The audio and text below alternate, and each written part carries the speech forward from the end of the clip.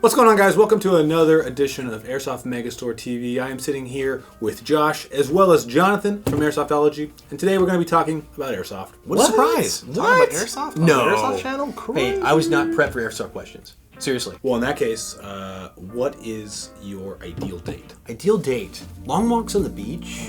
Usually work. A little romantic music. You know what? Actually, no. I take that back. Mariachi band.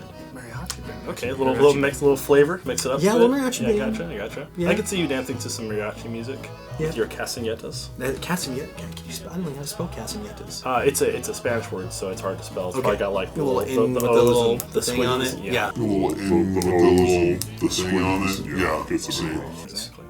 We really need to find a better intro. I know we do. I kind of want to kick it off with a question for last 2015. Jonathan, you get to travel to a ton of ops that I am extremely jealous of. I can put you in my trunk. I keep telling you that. I know. Just the air mask thing is always. I know. hard I'll problem. poke holes this time. I promise. Get a snorkel. That's the promise. That's Forgot to good poke idea, holes in too. the box. Yes. Last time I passed out, but I made it there. It was a good Yeah. game. But I'm kind of curious, of the games that you've played this year, what would you say is your top 3 games that you got to go to? Okay, so top 3 in no particular order. Number 3. Irene.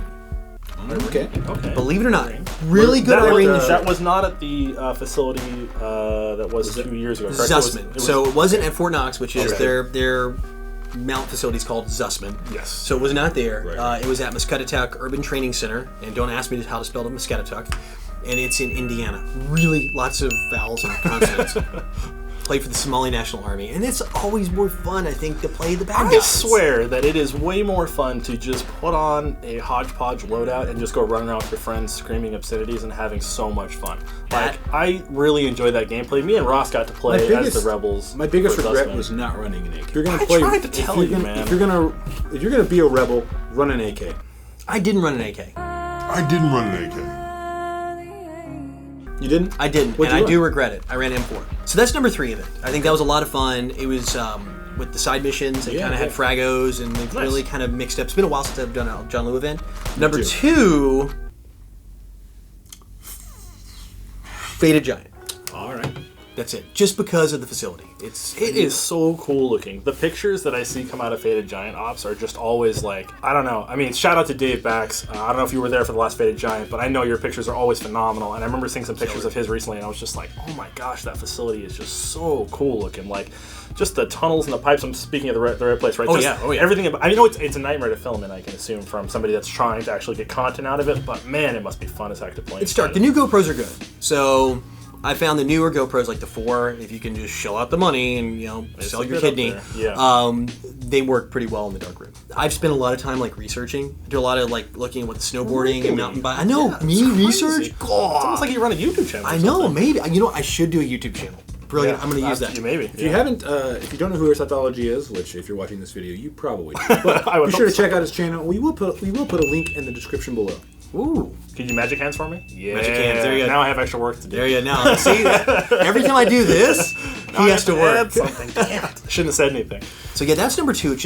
It's cool but creepy because it hadn't been used since 1977. Oh wow. So there's just kind of rust and it's damp and Things are wet for some reason. the weather kind of stunk though. It was kind of hot and muggy this year. But when you're in the building, it doesn't matter. When you're running around, it doesn't matter. Yeah. It matters when you take your gear off and you're soaked at the toe.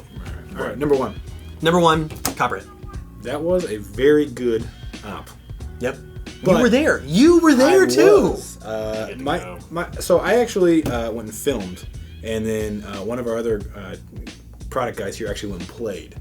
And his only critique about that event was that the engagement distance between buildings was a little long, so it made it a little harder to maneuver. What was your feeling on that? Because I know that you actually played pretty heavily throughout the entire event. It was, and I think in certain areas, I agree. The buildings, and to give you an idea of what this AO or the place we played, it's in Playas, New Mexico. You can actually look it up. I'll throw up some footage Yep. right here for you guys. You look at Playas, New Mexico. It's an old copper smelting and mining town. So this town has about 120 homes. Wow. Was purpose built just for mining.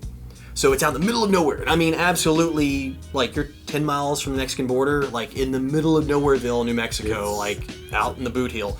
So it's a master planned community. And you walk into these buildings, And there's plasma screens on the wall and phones. You pick the phone up, there's a dial tone. The bathroom works, the lights work. You see the it's light? crazy. It was the early 90s sure. when they closed the town down.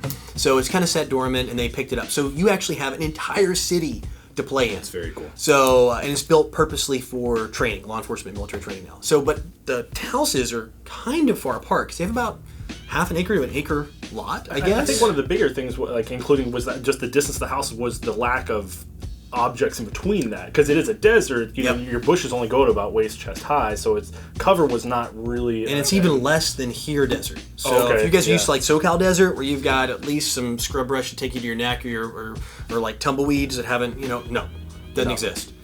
That was really it. I think that you're right. The lack of cover between buildings was it. So vehicle play is key. So next time, bring a tank. That being said, though, the op was awesome just in the scale, because the AO was extremely massive. I mean, I think there were like very large parts of the map that weren't even actually played very much at all.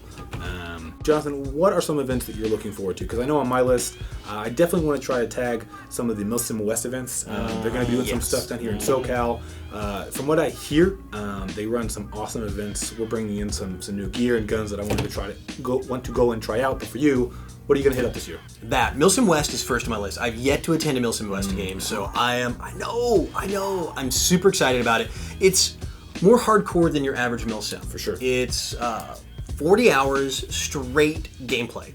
It's almost as though the game is like an actual military simulation rather than a game that has objectives that people They should call it MilSim. That would make a lot of sense. Yeah, military simulation. Yeah.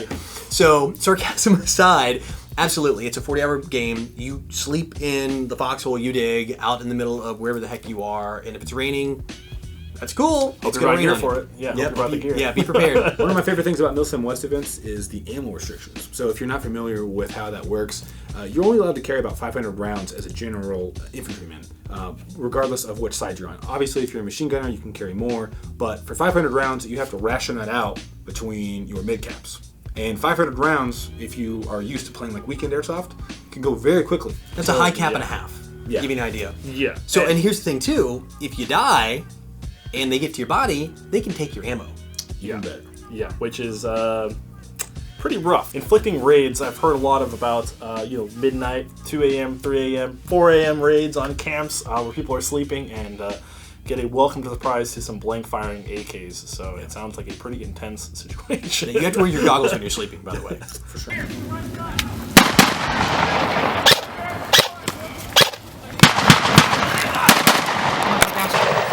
Move on the enemy! Pizza! Pizza!